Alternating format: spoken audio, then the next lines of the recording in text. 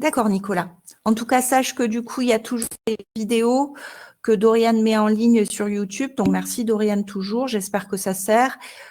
Ok, Adrien, tu es là, ça marche. Merci, Adrien. Je t'ai pas vu ni lundi ni mardi.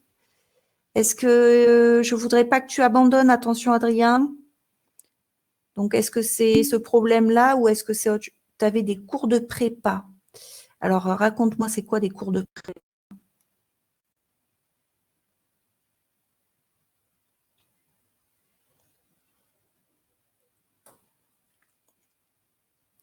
Des prépas de quoi? D'accord. Ok. Sauf que là, c'était pas les vacances, Adrien. Lundi et mardi. Ok. Donc, attention, Adrien, hein, j'ai besoin que tu sois là plus régulièrement. Allez, donc on reprend sur l'activité documentaire que l'on a commencé donc mardi. Donc, activité documentaire, je vous rappelle l'histoire. Donc, on fait une expérience de pensée. C'est Einstein qui la propose. On imagine donc un éclair lumineux émis depuis donc un wagon. Il se réfléchit, ce rayon lumineux, et il retourne vers la source. Vue du wagon, donc voici à gauche, sur le schéma, le trajet réalisé par le rayon lumineux. Vue par contre du quai de la gare, voici ce que fait le rayon lumineux, puisque le train se déplace à une certaine vitesse, eh bien le rayon lumineux est émis, se dirige vers le miroir, mais entre-temps le miroir s'est déplacé avec le train, et puis retourne vers la source, mais en même temps, la source s'est déplacée puisque le train se déplace. Franck, quand est-ce qu'on pourra accéder au cours sur l'activité sur l'ONT? J'ai l'habitude de mettre le cours quand je l'ai fini. Pour l'instant, je n'ai pas commencé le cours. On n'a fait que des activités. Donc, à chaque fois, je vous ai mis le corrigé de ce que l'on faisait après la séance. Je n'ai pas mis le cours puisqu'en général, j'attends la fin du cours. Mais si vous en avez besoin, je le mettrai en ligne aujourd'hui. Il n'y a pas de souci. Pas de souci.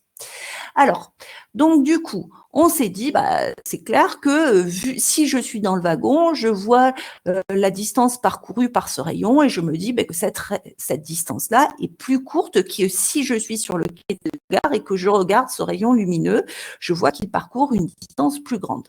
Or, nous avons vu dans l'activité précédente que la vitesse de la lumière est considérée comme une grandeur invariable. Elle prend toujours la même valeur, quel que soit le référentiel. La loi de composition de vitesse pour la lumière ne s'applique pas. Donc, du coup, si la vitesse de la lumière est constante, eh bien, j'en déduis, puisque delta t, la durée, c'est égal à d sur v, et dans ce cas-là, d sur c, puisqu'on parle de lumière, si c est constant, eh bien, si d est plus grand, delta t est plus grand. Donc, si la distance à parcourir est plus grande, forcément, vu que la vitesse de la lumière est la même, eh bien, elle mettra un temps plus important. Et donc, ça y est, je suis en train de sentir du bout du doigt, ce qui se passe quand je suis dans le wagon, eh bien, que je mesure la durée mise par le rayon lumineux pour parcourir l'aller-retour, je me rends compte que la durée mesurée dans le wagon ne sera pas la même que la durée mesurée sur le quai de la gare. D'accord ? Le temps ne s'est donc pas écoulé de la même façon. On va dire qu'il y a dilatation des durées ou ralentissement du temps. Et on s'était quitté sur cette question de Riyad. J'espère que tu as pu l'avancer un petit peu, donner une réponse à ta question, Riyad. Volontairement, je n'y avais pas répondu. Tu m'as dit, je crois, est-ce que dilatation des durées égale ralentissement du temps? Est-ce que maintenant tu peux répondre à cette question-là?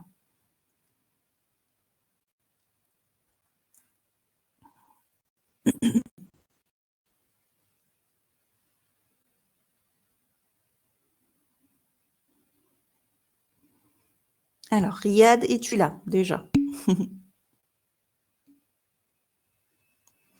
Oui, tu penses que c'est la même chose. Alors, les autres, tiens, on va en parler, on va lancer le débat. Donc, c'était une question de Riyad, je la rappelle. Est-ce que dilatation des durées égale ralentissement du temps?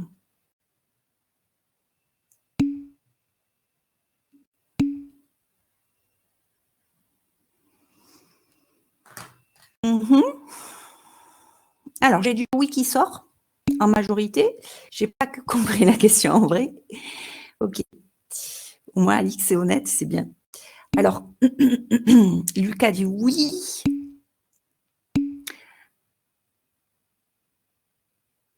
Alors, si je dis qu'il y a dilatation des durées, alors j'aimerais que tout le monde puisse au moins répondre à cette question et je trancherai sur ce que vous venez de répondre plus haut. Si je parle de dilatation des durées, dites-moi de quel observateur on parle. Dilatation des durées, on parle de l'observateur qui est dans le wagon ou de l'observateur qui est sur le quai de la gare.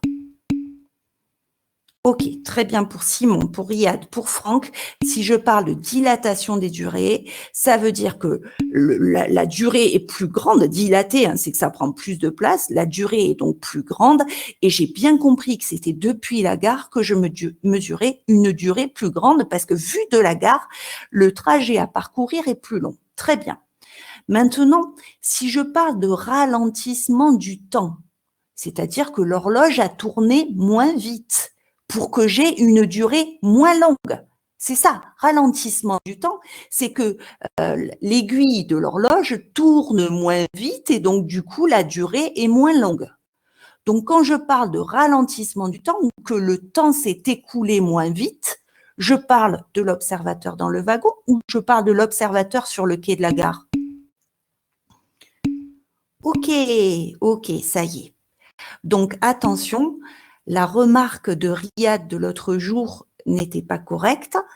Et tout à l'heure, donc certains se sont positionnés comme Riyad en disant que la dilatation des durées était pareil que dire qu'il y avait un ralentissement du temps. Non, c'est pas la même chose. C'est dans un référentiel, j'aurai bien une dilatation des durées, et dans l'autre, ça veut dire qu'il y aura un ralentissement du temps. C'est deux choses différentes et elles ne s'observent donc pas dans le même référentiel. Vous avez compris que ça dépendait du référentiel. D'accord?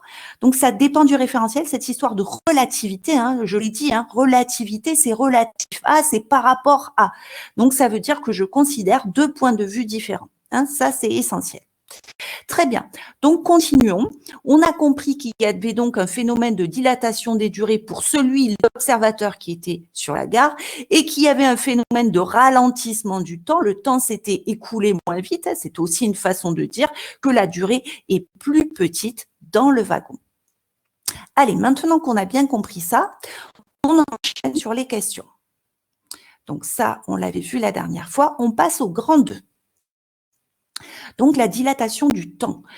On vous raconte, dans le grand 2, donc il fallait trouver un petit peu de théorie. Hein. Il fallait théoriser tout ça, ce que l'on comprend avec les mains. On le comprend, c'est intuitif. Dans le grand 1, on va maintenant poser de la théorie, une méthode de résolution. La méthode de résolution revient à identifier une durée propre, une durée mesurée, un référentiel propre et un référentiel du coup impropre. Alors, on y va pour la lecture. L'intervalle de temps entre deux événements se produisant en un même lieu s'appelle durée propre et se note delta TP. Donc, delta T pour la durée, P pour propre.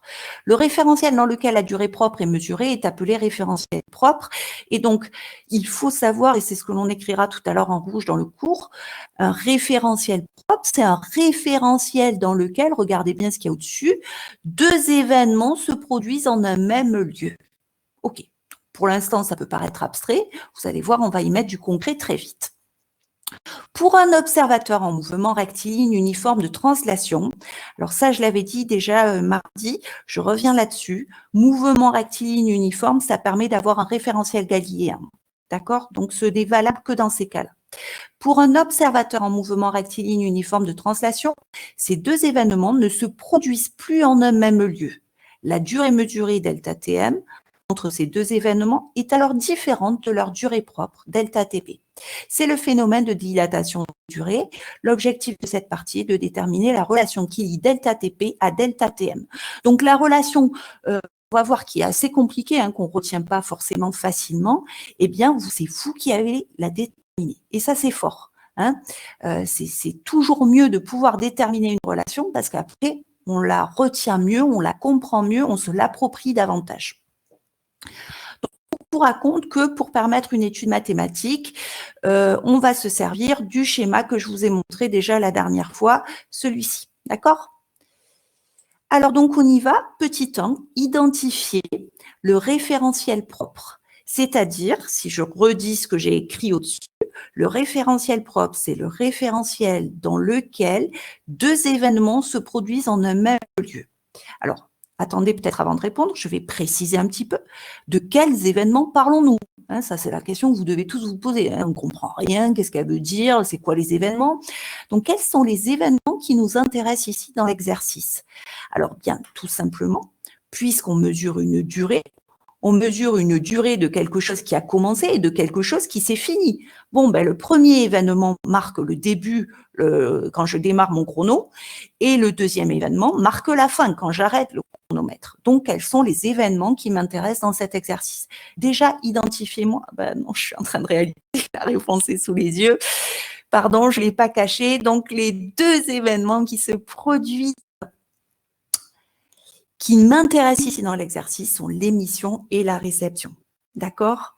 Puisque c'est ça que je chronomètre. À quel moment l'éclair est émis, à quel moment je réceptionne l'éclair. D'accord? Donc, les deux événements qui m'intéressent sont l'émission et la réception de l'éclair. Ça, ce sera effectivement la première mission qui vous incombera quand vous ferez un exercice, identifier les événements dont on parle. Ok, donc maintenant j'ai les deux événements. Eh bien, dans quel référentiel ont-ils lieu au même endroit? Très bien, Chloé. J'espère que tout le monde vous arrivez à trouver la solution. Dans quel référentiel? C'est-à-dire, est-ce que c'est depuis le wagon que je vois que l'émission et la réception se font au même endroit? Ou est-ce que c'est depuis le quai de la gare que je vois que l'émission et la réception se font au même endroit? Regardons. Si je suis dans le wagon, bah, je suis positionnée à côté, là, eh bien, je vois que l'émission se fait là et que la réception se fait au niveau de la source et que par rapport à moi, la source n'a pas bougé. D'accord? Si maintenant je me mets sur le quai de la gare, l'émission se fait ici à ma gauche, hein, imaginons que je sois au milieu, donc l'émission se fait à ma gauche et comme le train a avancé entre-temps, je vois que la réception va se faire plus loin. Donc, première chose à identifier, le référentiel propre et le référentiel lié au wagon, parce que c'est dans le wagon que l'émission et la réception ont lieu au même endroit. Donc ça, j'espère que c'est clair pour tout le monde. Donc maintenant que j'ai identifié le référentiel propre, je vais pouvoir répondre à la question.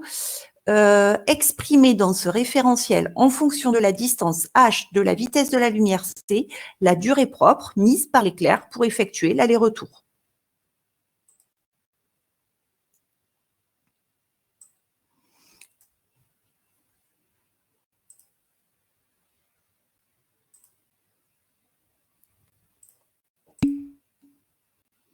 Alors, parfait pour Élise.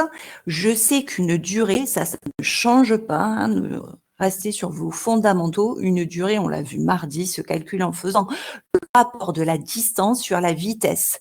Je vois ici, dans le référentiel propre, qui est le référentiel lié au wagon, que la distance parcourue par la lumière est h plus h. Un aller-retour, donc 2 fois h.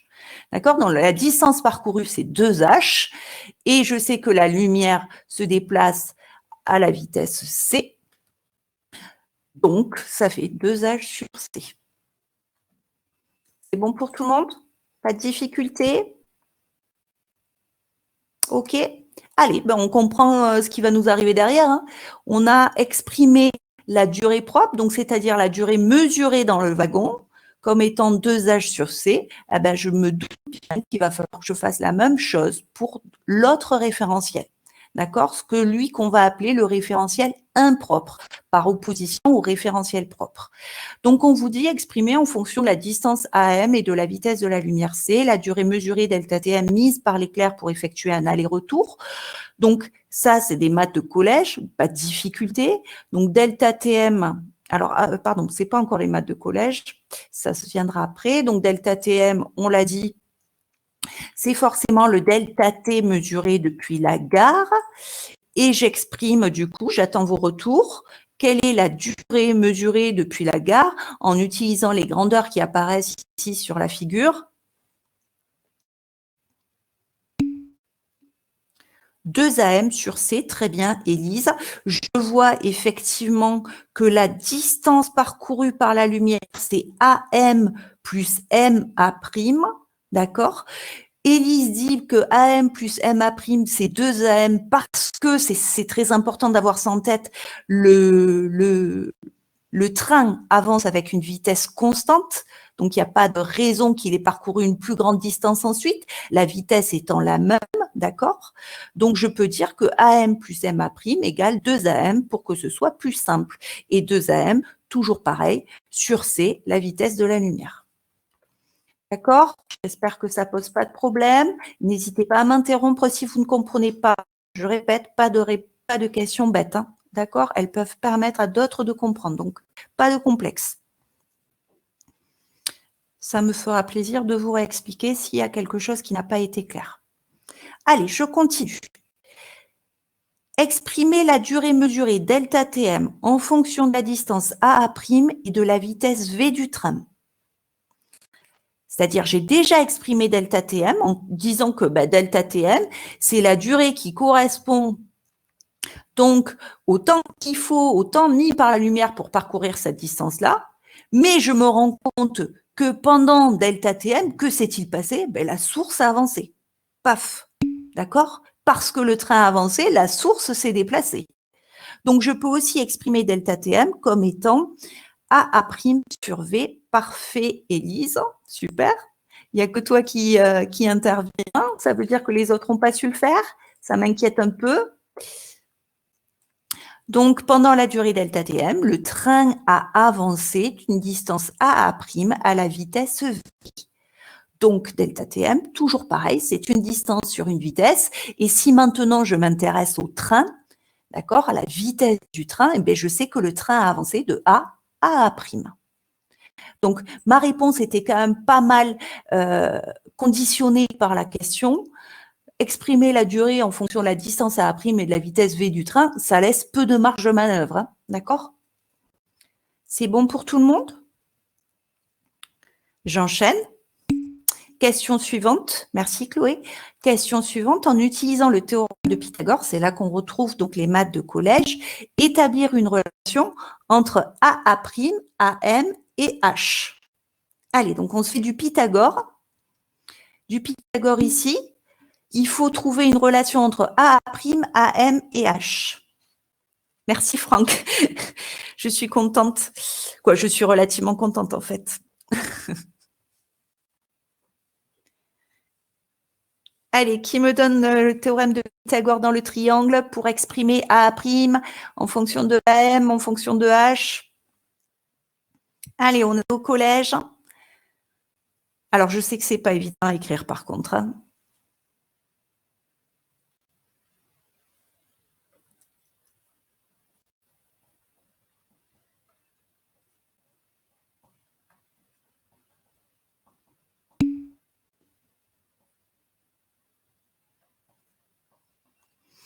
Alors, impeccable pour Élise. Nous avons donc, on applique Pythagore dans le triangle que vous avez ici à gauche. D'accord? Ce triangle rectangle-là, vous projetez orthogonalement M sur la source qui est là, vous avez un triangle rectangle. Dans ce triangle rectangle, vous appliquez Pythagore qui dit que l'hypoténuse au carré est égale à la somme des carrés des côtés des autres côtés. Donc, du coup, alors attendez, du coup, je vois tout ce que vous avez écrit. Je croyais que ce qu'avait marqué Élise était bon. Donc, la première fois, oui, c'était bon ce qu'elle avait écrit. Donc, ah oui, elle a oublié le carré. Voilà, très bien, c'est ça. Donc, dans la première réponse d'Élise, donc vous prenez ce côté-là en bas, ce côté en bas, c'est AA' divisé par 2. Toujours pareil, parce que le train a une vitesse constante. Donc, forcément, la moitié du temps, il a parcouru la moitié de la distance. Donc, AA' sur 2 ici au carré. AA' sur 2 au carré, plus ici cette distance-là au carré, mais cette distance-là, on l'a notée H. Donc, on ne va pas réintroduire une nouvelle notation. Donc, on se sert de H plus H au carré égale l'hypoténuse au carré, donc AM au carré. Donc, du coup, je vous fais apparaître la réponse.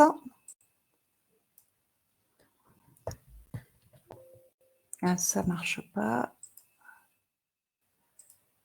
Voilà ce que nous a écrit, du coup, Élise. D'accord? J'espère que c'est bon pour tout le monde, que je n'ai rien oublié.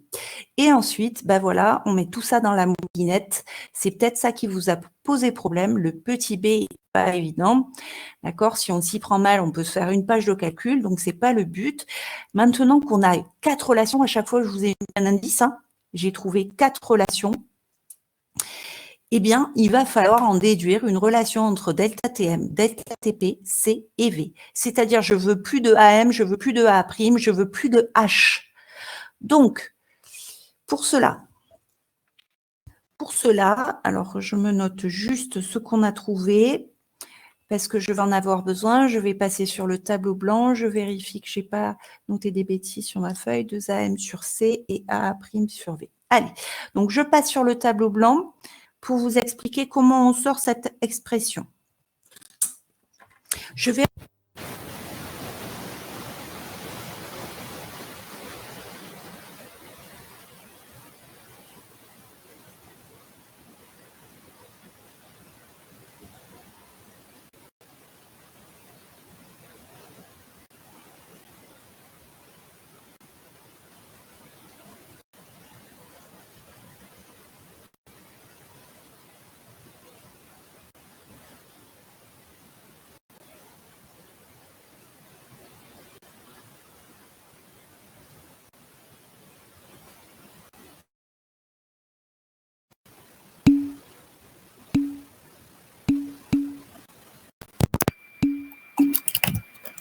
Est-ce que c'est mieux?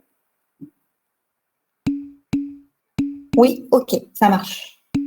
Ok, allez, c'est bien. Donc, je repars donc avec Pythagore, AM au carré, donc l'hypoténuse au carré, était égal à un des côtés A' sur 2 au carré, plus H au carré. Voilà. Alors, ce que je vais faire, c'est que je vais me servir de la première. J'ai dit que je voulais trouver une relation où il n'y avait plus ni de H, ni de AM, ni de A'. Ok, j'ai un problème de son. Alors, je vais déclencher le brancher. J'espère que c'est mieux. Alors, et sinon, je vais plus parler, vous allez juste me regarder au tableau. Allez, on y va. Sur la première expression, je vous sors H égale. Allez, il y a quelqu'un qui arrive à me sortir le H de la première relation. Alors, j'aurai plus de place. Je détaillerai plus. Là, vous avez bien compris que j'allais être limitée par la place. Donc, ça veut dire que ceux qui ont du mal à le sortir directement, vous faites 2 lignes de calcul sur votre brouillon à côté, il n'y a pas de souci. Donc, moi, je veux H égale delta TP fois C sur 2 par Fériade. Donc, je multiplie par C des deux côtés, donc ça fait C delta TP. Et pour enlever le 2, je divise par 2 des deux côtés. Parfait. Sur la deuxième, je fais pareil. Je veux sortir AM égale.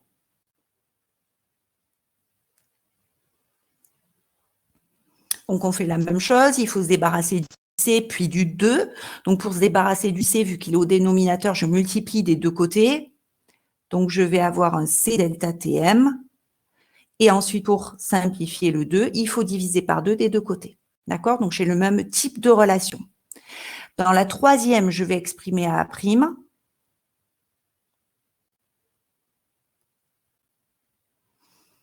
Donc, facile. Cette fois, il n'y a qu'une grandeur à éliminer, c'est la vitesse. Donc, comme elle est au dénominateur, je multiplie des deux côtés par V.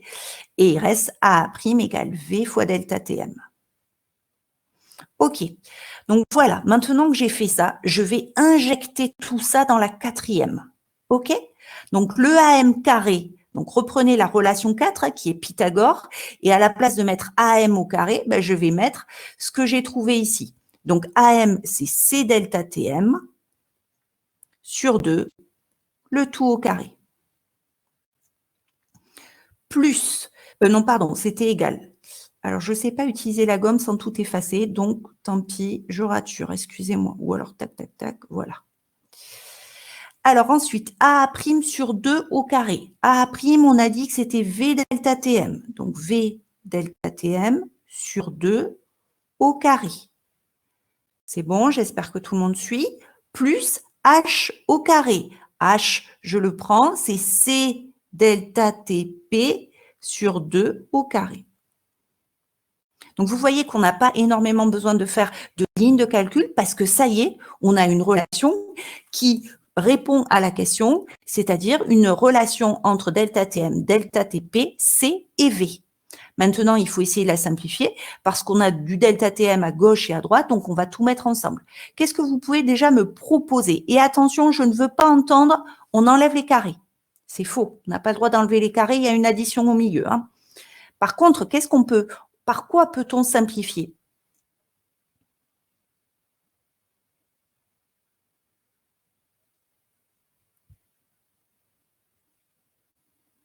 Allez, dites-moi par quoi on peut simplifier cette relation-là. Tout est sur 2, très bien. Donc, qu'est-ce que je peux faire, Lucas? Si tout est sur 2, qu'est-ce que je pourrais faire?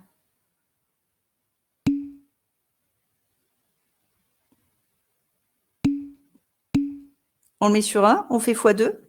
OK, alors je vais même faire x4. Attention, je vais faire x4 puisque c'est 2 au carré. Bref, regardez, clac, clac, clac et clac. Donc, j'ai pu simplifier par 4. Hein, c'était 2 au carré. Donc, c'est 2 au carré à gauche, 2 au carré à droite. Hop, si je fais x4 des deux côtés, tout se simplifie. D'accord? Si vraiment ça vous dérange, hein, vous enlevez les parenthèses, vous mettez tout au carré, vous le voyez mieux comme ça. D'accord? Bonjour Anthony. Donc, dans ces cas-là, quand vous avez vraiment des problèmes de connexion, tant pis, mais par contre, dites-le moi. Hein, dites-le moi, comme ça, je sais que c'est pas parce que vous avez oublié, c'est qu'il y a un souci et que par ailleurs, vous allez regarder la vidéo à un autre moment pour faire ce travail-là. Donc, comme je disais, hein, tiens, une petite parenthèse. Donc, hier, on avait une réunion de profs. On se demandait comment on juge de l'assiduité de nos élèves. OK, d'accord, je vous vois connecté. À part la dizaine d'élèves qui parlent sur le chat, je ne sais pas ce que font les autres. D'accord? Donc, OK, vous êtes connecté, mais pour moi, ça ne veut pas dire que vous êtes forcément assidu ou impliqué. Donc, ça, c'est important aussi de montrer que non seulement vous êtes connecté, mais vous êtes actif. D'accord? Donc, n'hésitez pas à participer de temps en temps pour dire « Ok, je comprends. » Ok? Oui, Nicolas, c'est bien. Mais comme je ne peux pas voir tes yeux, c'est horrible. Je ne peux pas voir, Nicolas, si c'est bon, ça fait écho ce que je dis dans toi ou si vraiment tu ne comprends pas. En classe, vous savez très bien que si je voyais le doute dans vos yeux, ben hop, je remettrai une couche, j'essaierai de l'expliquer d'une autre façon. Là, j'ai l'impression d'être longue, alors je me dis, bon, ben avance, vu qu'il n'y a pas de questions, tu avances, sinon ils vont s'ennuyer. D'accord? Oui, mais c'est pour ça qu'il ne faut pas hésiter, hein, Nicolas, et puis plein d'autres, il y en a plein, j'entends jamais, je vois que vous êtes là, Hugo Perussi, tu vois, je pense à toi, je sais que tu es là. Qui d'autre? Mathieu, je t'ai déjà entendu, Jade, je t'entends pas, une ou l'autre. D'accord? Donc, n'hésitez pas, ça me fera plaisir de voir que vous prenez la parole aussi. Hein? Voilà, donc, ok, donc n'hésitez pas à dire, voilà, je suis là, j'ai pas pu me connecter, j'ai regardé la vidéo, j'ai pas bien compris, voilà. Échangez, déjà parce que ça me fait plaisir d'avoir de vos nouvelles, ça c'est très important. Et puis, je sais que voilà, vous n'êtes pas sur le bord de la route. Après, j'ai vraiment conscience que la relativité, quand on ne va pas faire de la physique derrière, bof. Mais pensez quand même, ayez en tête que l'année n'est pas finie, qu'on ne sait pas comment elle se termine. Donc, il faut quand même rester un minimum à l'écoute. Et puis, sans compter que ça peut être bien pour sa culture générale de dire, si, moi, j'ai fait de la relativité dans ma vie. Voilà. Elle est bonne, Lucas. Je suis d'accord avec toi. C'est quoi cette expérience de pensée pourrie, là? Allez, on s'y remet. Donc, le train ne s'est pas arrêté. Donc, on en était là. On a dit, on se met les delta TM ensemble. OK? J'espère que vous prenez la correction en même temps, par exemple, pour ça. Hein. Après, je sais, je vous le donnerai. Mais faites le calcul. Quand il y a un petit calcul, faites-le en même temps. Parce que du coup, moi, je vais être obligée de passer à un autre tableau et donc d'effacer ceci. Parce que je ne vais plus trop avoir de place. Allez, je vais essayer quand même de développer la prochaine étape. Regardez, je vous fais ça. Je vous mets du C carré. J'enlève mes parenthèses. Hein, delta Tm carré. Et donc, égal à V carré delta Tm carré plus C carré delta TP carré. Désolée pour mes carrés qui ressemblent à rien. J'ai ça. Je vais donc mettre maintenant tout ce qui concerne delta TM ensemble. OK? Je peux changer de tableau, ça va le faire? Ou alors j'essaie encore là? Allez, j'essaie encore là. Hop, c'est horrible. Hein. Delta TM carré, facteur de, alors C carré moins V carré. Hein, je le fais passer de l'autre côté, donc ça devient un moins. Égale C carré delta TP carré. OK? On y est presque. Allez, je vais pouvoir changer maintenant. Tout le monde a compris cette dernière étape. J'ai mis ensemble les delta TM carré. OK, ben maintenant, il ne me reste plus qu'à diviser par C carré moins V carré. Ça va le faire? Je divise par C carré moins V carré, donc je change de tableau.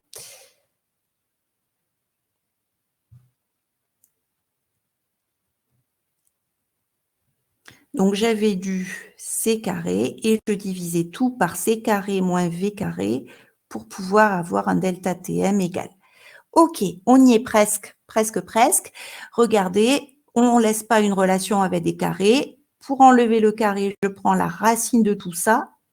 C carré sur C carré moins V carré, delta TP, et lui, le carré disparaît. Hein? Voilà. Alors, on pourrait encore aller plus loin, hein, mais bon, c'est déjà pas mal. J'ai isolé mon delta TM et j'ai bien une relation qui répond à la question posée. D'accord? Donc, on a delta TM en fonction de delta TP. Je ne passe pas sur l'autre écran, je vais lire la question qui suit. Donc, si vous l'avez sous les yeux par un autre biais, les deux carrés, on ne les enlève pas. Tu voudrais enlever, Lucas, ceux qui sont au dénominateur?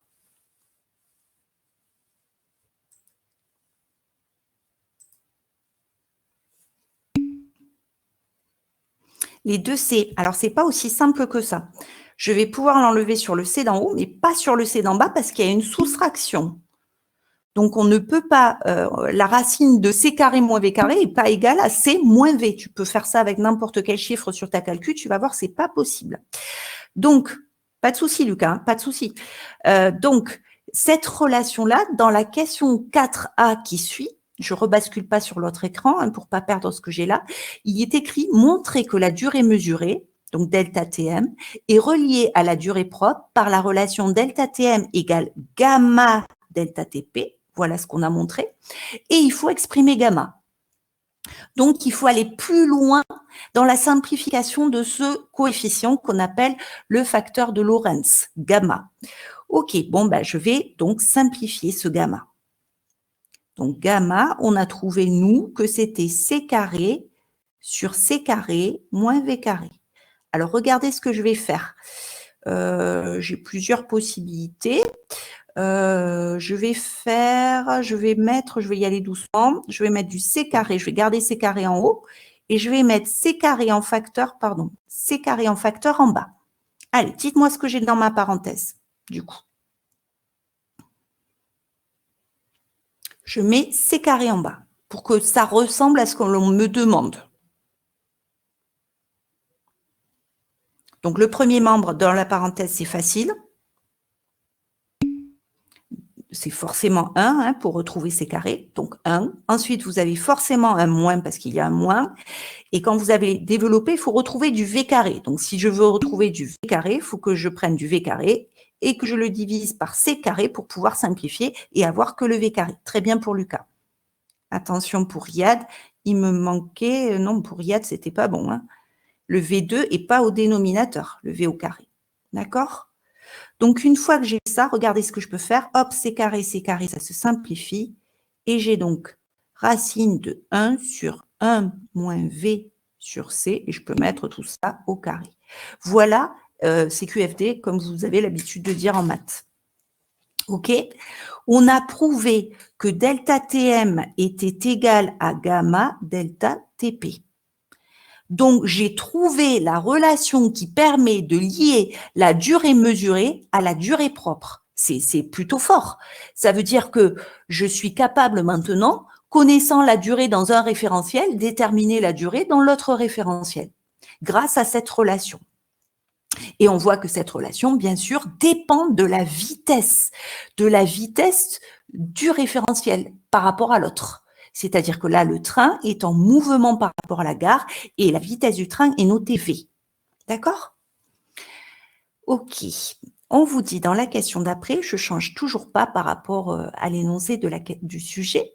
Question d'après, on vous dit, petit b, en admettant que la vitesse de la lumière dans le vide est une vitesse limite, donc en considérant qu'on ne peut pas aller plus loin, plus vite que la lumière, mettre en évidence la dilatation des durées pour un observateur en mouvement. Alors, qu'est-ce qu'on attend de vous? On attend que vous vous positionnez sur le gamma. Comment est gamma? Comment est gamma? Réfléchissez, on vous impose la contrainte de départ, c'est on suppose, on considère, on admet que la vitesse de la lumière est une vitesse limite. Qu'est-ce que vous pouvez donc m'écrire entre V et C? Qu'est-ce qui me manque entre les deux? Complétez ma relation, s'il vous plaît.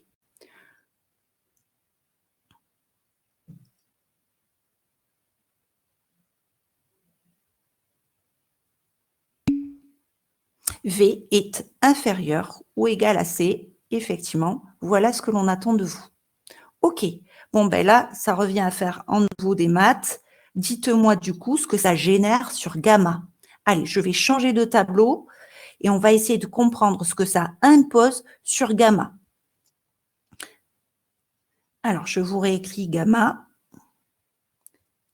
C'est 1 sur racine de 1 moins V sur C au carré. On l'a démontré donc. Et je sais que V est plus petit ou égal à C. Donc, V sur C est comment, s'il vous plaît? Petit. V sur C est petit. Et dis-moi en plus, Damien. Entre 0 et 1, très bien. Si V est inférieur à C, eh bien, si je divise par C, je vais trouver C sur C de l'autre côté. J'ai pris mon inéquation, j'ai tout divisé par C. C sur C, ça fait 1. Donc, je trouve que V sur C est plus petit que 1, inférieur à 1. Très bien. Et forcément plus grand que 0. Ce sont des vitesses, elles sont positives. Alors, maintenant, allons plus loin. V sur C au carré. Qu'est-ce que vous pouvez m'en dire? Ce sera comment du coup? Je mets tout au carré. Que devient mon inéquation? OK, c'est inférieur du coup à 1 au carré qui est toujours 1. Parfait, et c'est toujours positif. Si maintenant je fais 1, allez, est-ce qu'on peut y aller direct? 1 moins V sur C au carré. Ou est-ce que c'est trop pour vous? Qu'est-ce que je vais avoir du coup maintenant comme information sur 1 moins V sur C au carré, sachant que V sur C est forcément inférieur à 1. Donc, du coup, on va trouver, Victor, très juste, que c'est compris entre 0 et 1. Et ici, voilà l'égalité. Très bien, Lucas. D'accord? Puisque vous faites 1 moins quelque chose qui est compris entre 0 et 1, eh bien, 1 moins quelque chose qui est compris entre 0 et 1, ça fera toujours quelque chose qui est compris entre 0 et 1. Très bien. Si maintenant, je prends la racine, ça ne change rien. Racine de 1 égale 1. OK? Si maintenant, je prends l'inverse, allez, on y va petit à petit. Vous voyez que petit à petit, je me rapproche de gamma. Si maintenant, je prends l'inverse, j'en déduis quoi? C'est toujours pareil, faites attention. Voilà, très bien Riyad, très bien Lucas et très bien Victor. Attention, quand vous prenez l'inverse, vous devez tous savoir que si A est inférieur à B, alors 1 sur A est plus grand que 1 sur B. Vous inversez le sens de l'inéquation, c'est très important. Et puis d'ailleurs, on le retrouve facilement avec ceci. Donc, c'est maintenant plus grand que 1. D'accord? Voilà, cette démonstration vous permet de montrer que puisque V est plus petit que C, forcément, gamma est, alors je l'ai perdu entre-temps, supérieur ou égal à 1. D'accord? Supérieur ou égal à 1. Est-ce que j'ai 1?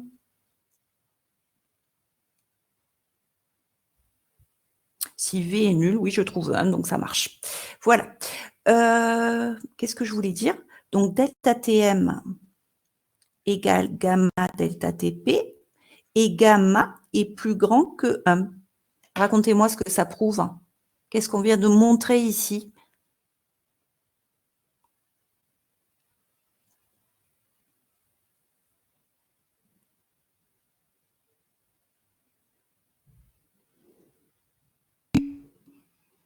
Ok, parfait, Victor. Attention, Riyad. Non, Riyad, c'est l'inverse. TP supérieur à Tm, non. Si vous prenez du coup, puisque gamma est plus grand que 1, plus grand ou égal à 1, pardon, eh bien delta Tm, si c'est 1,5 fois delta Tp, ben delta Tm est donc plus grand que delta Tp. D'accord? Très bien. Donc, le delta Tm, la durée mesurée, sera toujours supérieure à la durée propre parce que V est inférieur à C. Et donc, la durée mesurée dans le référentiel dit impropre est plus grande. Et c'est pour ça qu'on appelle ce phénomène le phénomène de dilatation des durées. Mais attention, hein, vous avez tous compris, c'est une question de référentiel. La dilatation des durées, c'est pour un des deux référentiels. D'accord? Ça veut dire que dans l'autre, eh bien, le temps s'est écoulé moins vite et que la durée, du coup, est plus courte. Donc ça, j'espère que c'est bon pour vous. Du coup, je reviens maintenant. Si gamma est égal à 1, Lucas, très bonne réponse, très bonne question. Si gamma égale 1, que dites-vous les autres? Et quand est-ce que gamma égale 1, Lucas, d'ailleurs? On aura delta Tp égale delta Tm, c'est-à-dire qu'il n'y aura pas, Riyad, de différence très bien quand V égale 0, bravo les garçons, mais pas seulement quand V égale 0, on va le voir en traçant le graphe tout à l'heure, eh bien on va voir que delta Tm égale delta Tp, c'est-à-dire que la durée mesurée, que ce soit dans un référentiel ou dans l'autre, c'est la même, on ne voit pas de différence. Ok, donc ça veut dire que c'est la vie de tous les jours en fait. C'est la vie de tous les jours. Quand la vitesse est nulle ou quand quoi, dites-moi s'il vous plaît. Quand la vitesse est nulle ou alors quand quoi? Quand tout bouge à la même vitesse? Non. Ah non, pas du tout. Surtout pas quand V égale C, on va en parler de suite. Alors, si vous ne le voyez pas, c'est pas grave. On va le voir de suite dans la question qui suit. Allez, donc j'espère que ça c'est clair. Je bascule sur l'écran avec, du coup, les questions qui suivent. Alors, du coup, on était passé là-dessus. Ça, on avait fait. Ça, hop, je vous le mets comme ça, vous aurez la correction. Ça, c'est fait aussi.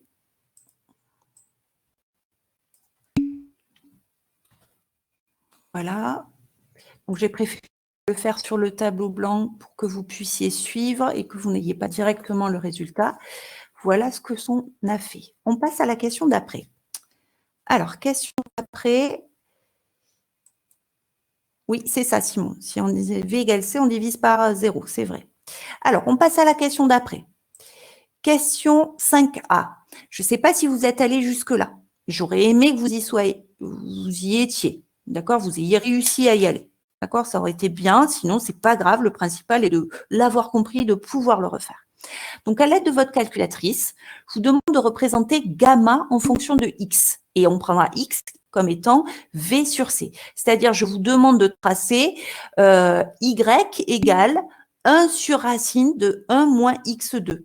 Ah, il n'y a pas d'image? C'est que pour Lucas? Oui, ok, merci.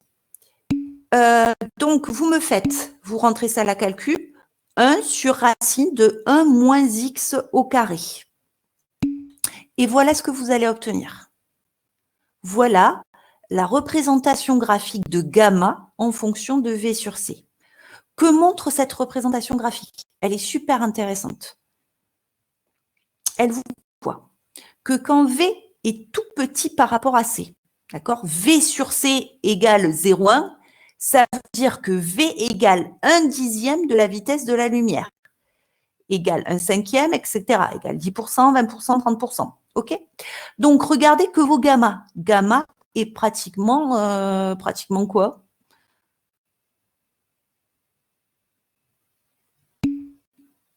Constant. Va plus loin, Riyad. Constant est égal à quoi? 1. OK. 1.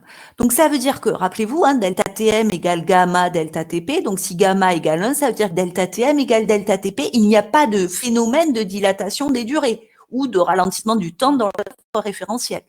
Donc, du coup, ici, ce graphique nous montre que quand la vitesse est petite par rapport à la vitesse de la lumière, qu'elle vaut moins de 10% de la vitesse de la lumière, eh bien, gamma vaut 1. Et du coup, je n'ai pas de phénomène de dilatation des durées. Donc, je ne suis pas dans le cadre de la relativité. Tout se passe normalement comme ce à quoi j'ai toujours eu l'habitude. D'accord? Je vois que petit à petit, je m'éloigne de 1. Alors, je vous l'ai fait ici sur Excel pour que vous l'ayez mieux. D'accord? Vous avez toutes les valeurs ici. Regardez si V, alors je vous ai mis ici du V sur C. Il a la valeur de gamma. Donc, si V sur C égale, allez, je prends 0,07, je suis à 1,002. D'accord? Donc, c'est une différence de durée qui se voit au millième. D'accord? C'est pas énorme. Donc, il faut que j'aille ici, beaucoup plus loin. Par exemple, si, regardez, la vitesse de mon système, de mon référentiel est égale à 40% de la vitesse de la lumière, ici, je vais avoir, ok, je cherchais à avoir la valeur, je ne l'ai pas, 1,1. D'accord? Donc, delta Tm égale 1,1. Ça commence à ne pas être négligeable. Si je vais ici, je m'aperçois que je vais encore plus loin, que ça monte un petit peu, d'accord? Et donc là, si je prends une vitesse qui est égale à 80% de celle de la lumière, je vois un gamma qui vaut 1,6. Donc delta Tm égale 1,6 delta Tp. Là non plus, ce n'est pas négligeable. Mais ça sous-entend que du coup, la vitesse de mon référentiel est égale à 80% celle de la vitesse de la lumière. C'est chaud. C'est chaud. On ne sait pas le faire, nous. Et puis, vous regardez là, bien sûr, que plus j'approche de la vitesse de la lumière, hein, ça revient à faire des limites en maths. Je pense que ça s'est fait dans votre programme. Plus V est proche de C, V sur C est proche de 1. Donc, 1 moins V sur C au carré est proche de 0. Et quand vous divisez par quelque chose qui s'approche de 0, vous trouvez l'infini. D'accord? Donc, vous trouvez que le gamma va devenir extrêmement grand plus vous approchez de la vitesse de la lumière. Donc, autrement dit, les effets relativistes vont se faire sentir. OK? Ah, pardon, vous ne voyez pas l'écran? Je n'avais pas vu le chat pendant que je racontais tout ça. Si, donc c'est juste Louise Anta? OK. Donc, j'espère que ça s'est compris. Je reviens du coup sur la correction de l'exercice. Donc, cette courbe est très importante. Du coup, la question d'après, montrer que la dilatation du temps est négligeable dans les situations courantes, etc. C'est ce que je viens de faire. Donc, elle est négligeable pour des vitesses inférieures à 10% de la vitesse de la lumière. Donc, ce sont des situations courantes de la vie de tous les jours qui sont donc non relativistes. Elle devient notable, c'est-à-dire qu'on la remarque, on la mesure dès que V atteint une vitesse de l'ordre de 20% de celle de la lumière. Dans ce cas-là, mon tableau de chiffres montre que gamma vaut 1,02. Ça y est, ça commence à se mesurer. Et colossal, vous l'avez vu, hein, on a donc quelque chose qui se rapproche de l'infini quand V se rapproche de C. Pour 0,99, vous trouvez gamma qui vaut 7,1, mais pour 0,999, vous avez un gamma qui vaut 22,4. Donc, une durée qui est 22 fois plus grande que la durée dans le référentiel propre. Élise, V ne peut pas être supérieur à C. D'accord ? Alors, y a-t-il une dernière question? Donc, justifier que dans le cadre de la théorie d'Einstein, le temps a un caractère relatif, eh bien, on vient de montrer que un événement qui possède une et qui a lieu dans un point de l'espace donné n'est pas ressenti de la même manière de la part d'un observateur qui se trouve dans un autre référentiel galiléen. Et donc, ça veut dire que le temps n'est plus absolu. C'est-à-dire si absolu, ça veut dire qu'il n'a pas la même valeur, quel que soit l'endroit où on le mesure. D'accord? Ça, c'est important. Il n'est plus absolu. Pour voyager dans le temps, il suffirait d'aller plus vite que la lumière. On pourrait faire ça, effectivement.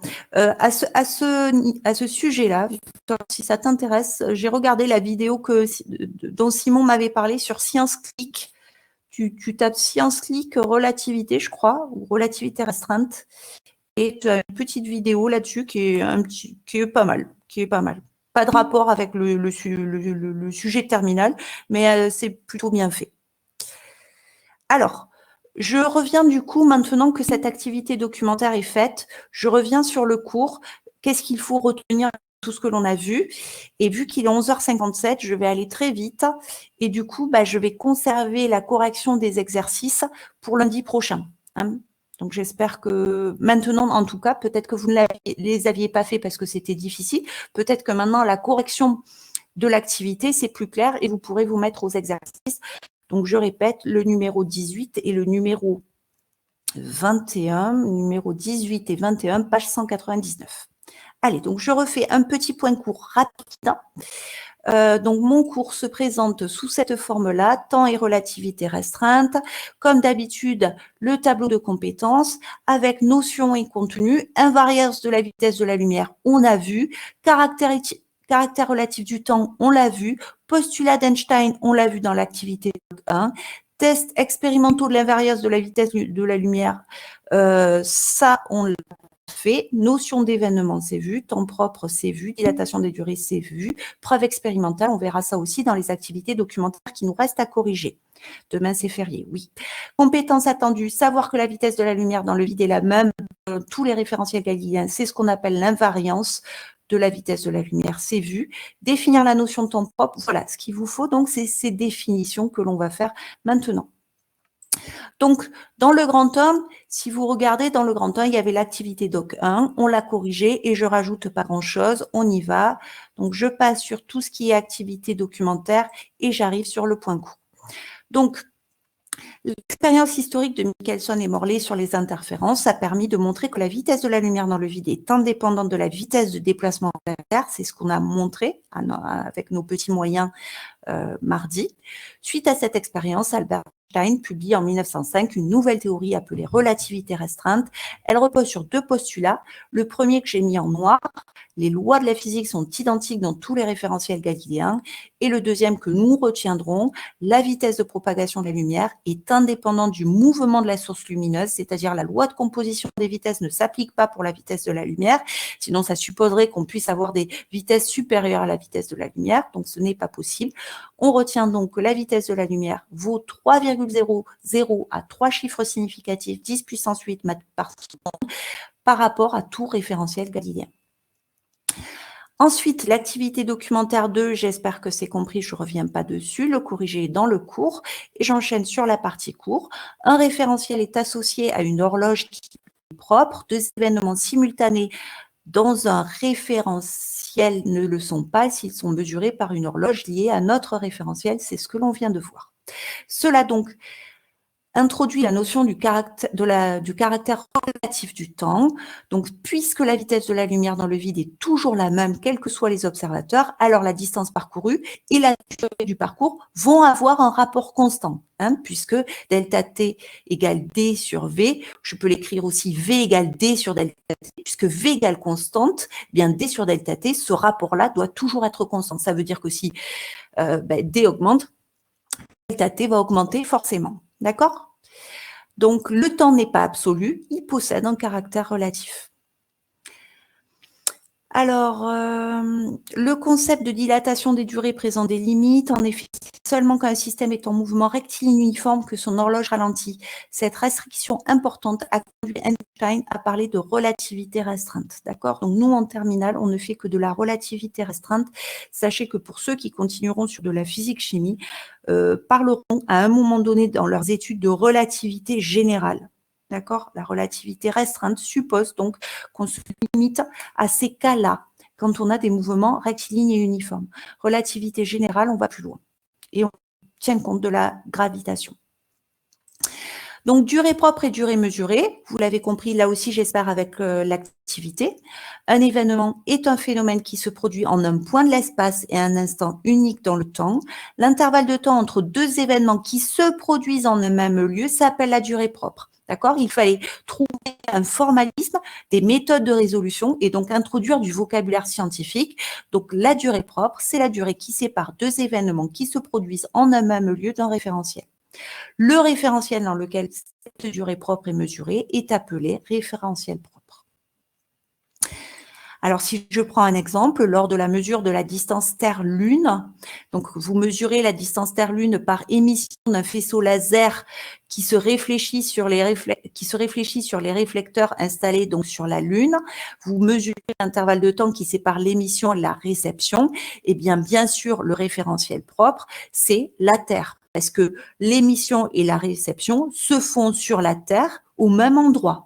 Par contre, si je suis dans un vaisseau spatial et que j'observe cette expérience, le vaisseau spatial va voir une émission et une réception qui n'auront pas lieu au même endroit, puisqu'entre-temps, le vaisseau spatial s'est déplacé, la Terre est aussi.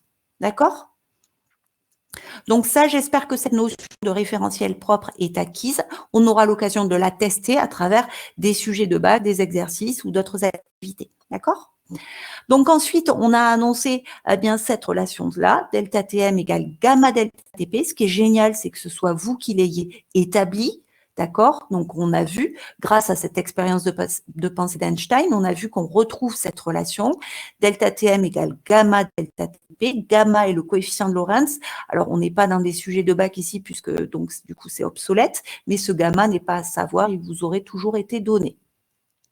Par contre, ce que l'on doit savoir, c'est que puisque V est inférieur à C, gamma est plus grand que 1. Et donc, delta TM sera nécessairement plus grand que delta TP. C'est ce qu'on appelle le phénomène de dilatation des durées. D'accord? Mais faites bien attention, parce que la remarque de Riyad qui était posée en dernière séance était très importante.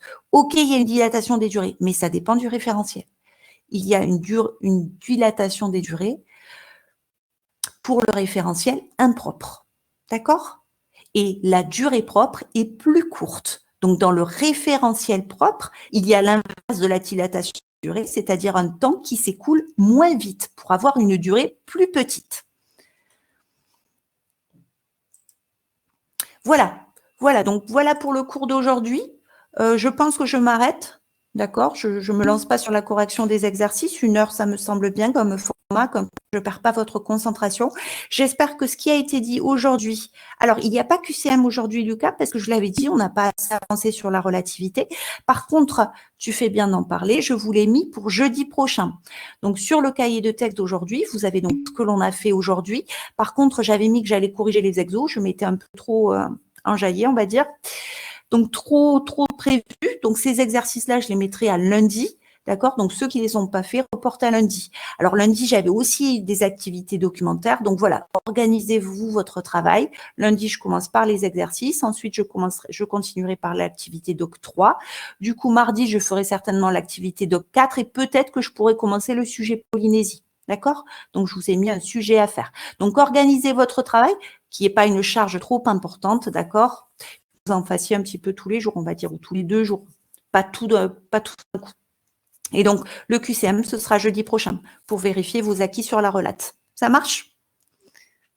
Allez, j'espère que j'ai perdu personne. J'espère que tout le monde a pu écouter, comprendre, se sentir maintenant un peu plus fort, un peu plus à l'aise sur ces notions-là. Commencer à entamer, à voir, tiens, comment on peut s'en servir de toutes ces notions-là à travers les exercices.